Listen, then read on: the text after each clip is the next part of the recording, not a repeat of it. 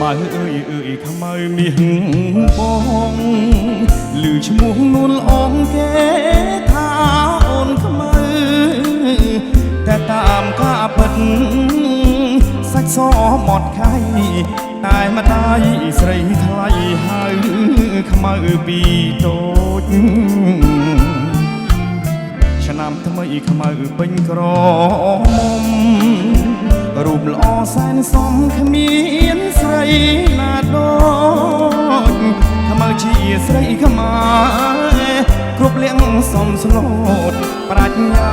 ក៏ឆ្លាតស្ដាប់ពីងម៉ែអើ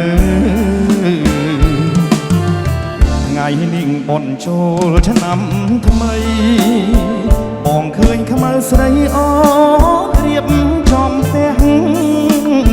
បោះរៀនទេវតាដាក់ផ្កាថ្វាយព្រះដាំស្ល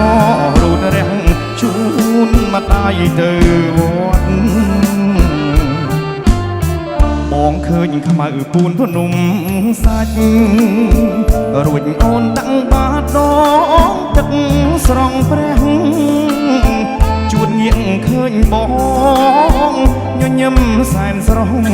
អូនខ្មៅតែឈ្មោះសាច់សដូចសំឡី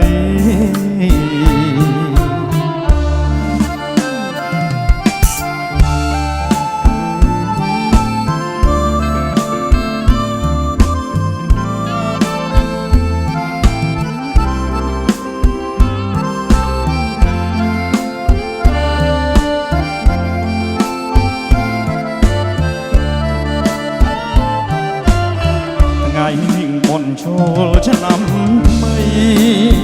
បងឃើញខ្មៅស្រីអូ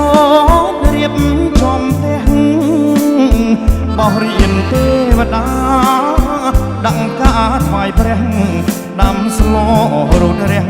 ជូនម្ដាយទៅវត្តបងឃើញខ្មៅពូនភ្នំសាច់រួចអូនដាក់បាតដងទឹក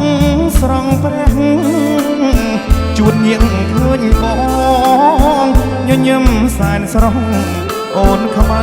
តែឈ្មោះសាច់សដូចសំឡី